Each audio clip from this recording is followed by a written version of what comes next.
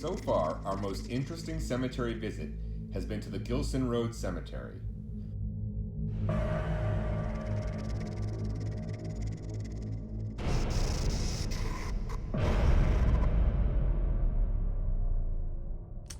It was a very interesting looking cemetery, kind of eerie. A very small plot of land. A lot of it was rocky soil, and interestingly enough, it was that portion of the cemetery that had most of the gravestones. There was a whole other part of the cemetery, all encased by this very beautifully put together stone wall. But a lot of the land that was there didn't have gravestones, and yet I also didn't see many rocks. It's possible that because of the topography of the area, maybe there were gravestones in previous years that got washed away. The origin of the cemetery is pretty vague. There are a bunch of legends that exist. This area seems to have a fair amount of history. There were at least 2 Indian massacres that apparently happened there. There were also 2 homes that were built and both burned down. The second one that burned down supposedly had a murder in it before it burned down. Legend has it that the Indian spirits that haunt the cemetery might not want non-Indians to be buried there. There's another legend about a crazy medicine man who was banished to the area. He lured young braves and sacrificed them, using their energy to prolong his life.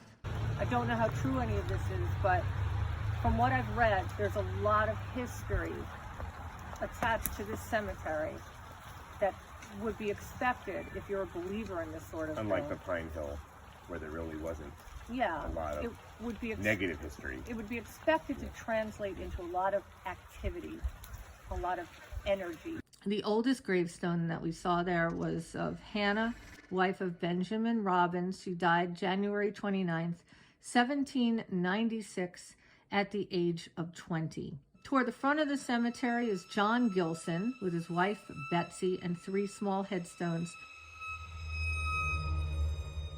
There's also not that much known about the Gilson family, other than they seem to be ancestors of some of the first settlers to this area. What are some of the things that people supposedly see?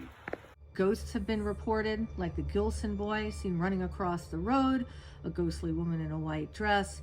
There's some ghost you call out that you have her baby and then she arrives. So she's either seen skulking around trees, or she shows up in the middle of a road. Lots of orbs have been seen and have been photographed, streaks of light, purple streaks of light, and fog. All of these things that people have noticed, made note of, taken pictures of in the Gilson Cemetery have made this area quite the phenomenon for paranormal investigators, and have definitely helped with its reputation of being haunted. Last time that we were here, we saw a bunch of candies and toys laid out over the grave of a little boy who died at the age of 5, and also some babies, all from the Gilson family.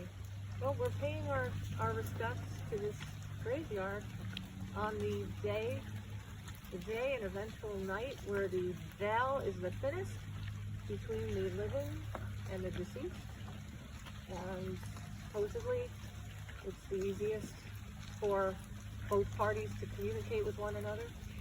All Saints Day is tomorrow. Walter Gilson is a little boy who died at the age of 5. His gravestone stands out among all the rest in that there are tons of toys that are surrounding it, and also some candy.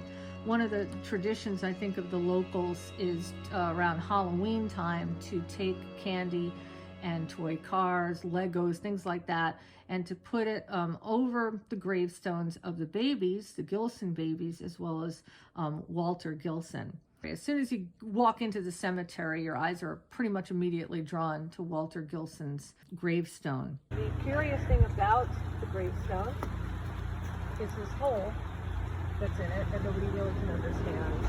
It's been chalked up to being a portal to another universe or something, another level of existence.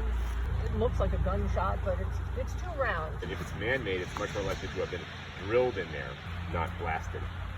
And the big question is, why does it exist? It's the only one that has this hole in it. Maybe it was some kind of a symbol? On Halloween, we saw a strange sunlit shadow on a tree resembling a face. Shortly after Halloween, we saw a strange blue-green light or flash that seemed to move across part of a stone wall. And we caught an image of a cross in the ground that wasn't really there.